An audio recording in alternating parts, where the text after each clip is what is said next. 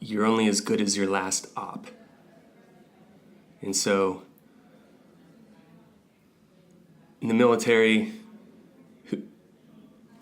I did 5 or 6 deployments. I could have to count them all up. But there was a time where I was very current on how things were being done downrange. And so when I come back from that deployment and my last operation was last week, there's my understanding of it is pretty sharp, and I'm kind of worth listening to at that time. But as time passes, I mean, things change so much downrange, like enemy disposition, tactics. Our own tactics are constantly evolving. So like the way I learned to clear a room, my first platoon was, fast forward 8 years to what ended up being my last platoon, like those tactics had shifted dramatically. So again, with that fast pace of change, and you could call it innovation, it certainly is just that cat and mouse game that is combat yields a lot of change. And so, you're only as good as your last op comes to mind. It's a way to just remember, like, hey, check your ego, be humble. If it's been some time since you were downrange, like, you had some meaningful experiences and you have some good insights, and those are valuable, but also just know you're only as good as your last op, and just only you can tell, like, it's been a little while. I should go brush up. I should listen. I should be asking more questions. Using my ears more than my mouth, maybe here for a little while. And I think the same is true when transitioning, when leaving the service and going on. I think conversations like this are helpful to just we're talking about certain frameworks. A lot of these frameworks that we're talking about, these things like endure the test of time. These aren't new things, like the OODA loop, which we'll maybe talk about later. Like these things aren't new, and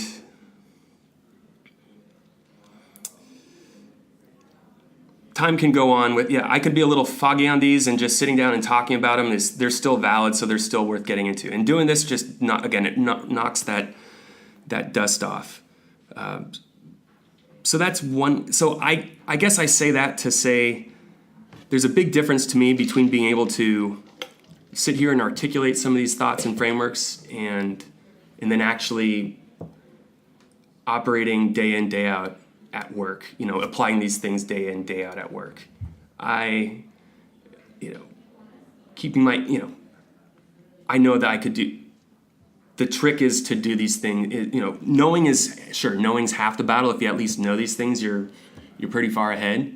But doing them day in, day out, remembering them, that's the trick. That's the real challenge. And I'll be the first to admit I'm not pretending to be the guru of doing this all day in, day out flawlessly, by no means. But at least what I can do is if I can reflect on these, and I can ask myself, hey, how well am I doing at this? Like, how could this thought apply to that challenge that I'm going to face next week at work? So there's that. I also find I've recently kind of gotten back into listening to podcasts from former team members. We were talking before we started recording the Jocko Podcast, Jocko Willink. He was running training when I was on my platoon commander tour. Learned from Jocko for that 6 months. It was awesome training. I think it took about a month for my knees to kind of spring back after doing a bunch of down man drills out in the Southern California desert. He definitely put together some beastly training scenarios, and again, like you want to look back on your training and be like, that was the hardest it's ever been. Like once you've gone through something tough, like Bud's training, you know, or land warfare under Jocko, like, yeah, it sucks at the time, but when it's all said and done, you look back, like, because it sucked, like, you value the fact that it sucked and that it was hard, and that's what gives it that determines its value. And you always want to look. The big joke in the teams is like, yeah, I was 242, you know, the last Hards Buds class, you know, that's always the joke. So if ever you know that you did something that you had it harder than a buddy, you make sure to point that out, like, every step of the road. But so whether it's podcasts or whether it's just going back and reading books, I mean, sometimes I think, you know, there are times where I'm pursuing new ideas and I'm really expanding my knowledge base and awareness, and just pulling in new kind of ideas to pursue, and there's such value to that.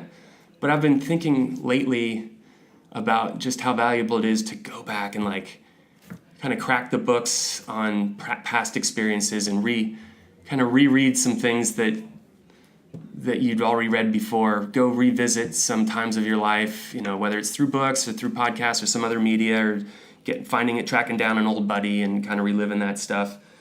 Go back and reread those things that have already happened, because you're in a different place in your life and you're going to get new insights from them, guaranteed.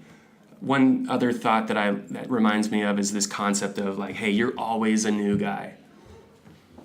You're always a new guy, even if this is your third business, or you're on your third deployment to Afghanistan. Like, you're in a new position. Like, last time you were an assistant something, now you're the man. You're calling the shots. Like, so and that's new. You're new to that. So stay humble. Like, you're always a new guy. And so, again, you pick up that book from 5 years ago. You're picking it up as a new guy. Like, you're now in a different time of your career and of your life, and your different things are going to speak to you from that book. So just be open to that. So I guess the point is, it takes work. It takes work to keep these things going. And that's the biggest thing I can say. That's something like Moses and his co-founder at Zendesk said similar things as well. It's like, the formula is simple. The hard part is just doing it. Just getting up every day and just doing it. You know what it is you need to do. Just the hard part is that we're human. Sometimes we're lazy. Sometimes we're distracted. Mm-hmm. So do the work. The work itself, you can do it. And we've all done it. So we know it's doable. It's just about doing it. So thanks for that. You brought up OODA loops. And I almost forgot about that. So what is that? And all right, yeah. So this was, you know, there are all sorts of frameworks and just concepts that we use in the military that are just super relevant to you know, in many other professions and sectors, and just wanted to take a time to share some of those with the audience.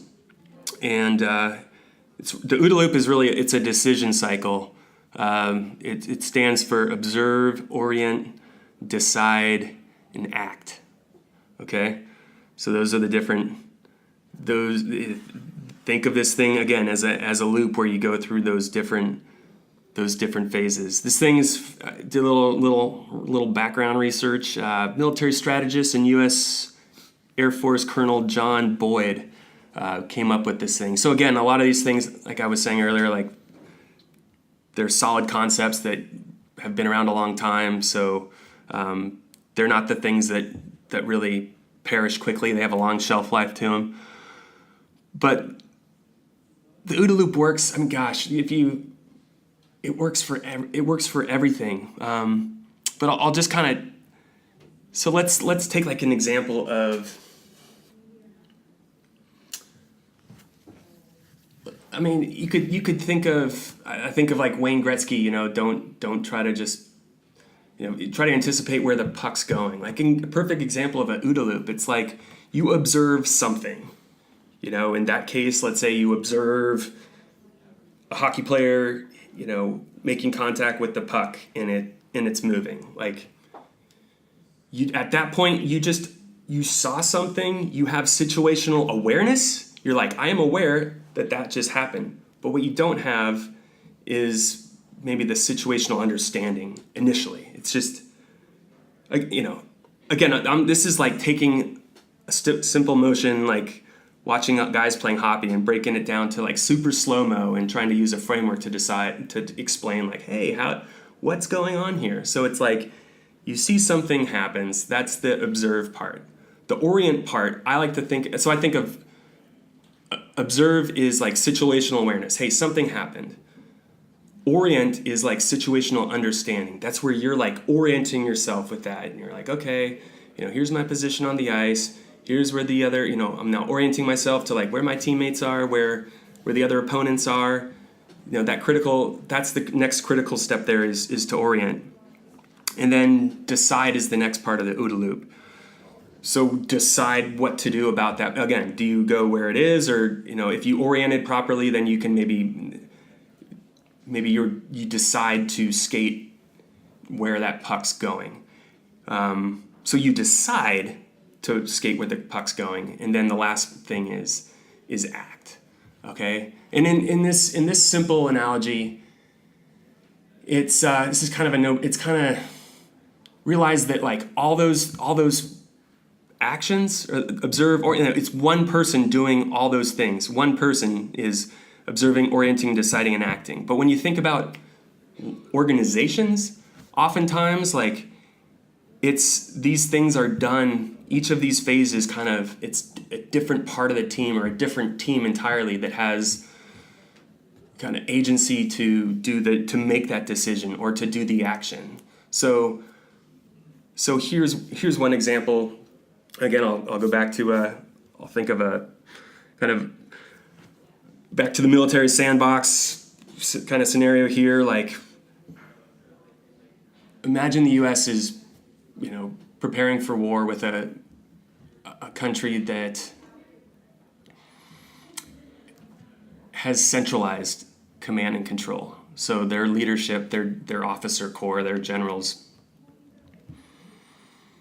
retain all the decision-making powers and authorities, and their soldiers, they view their soldiers, maybe their soldiers are mostly conscripts, or just they're not empowered. They're just seen as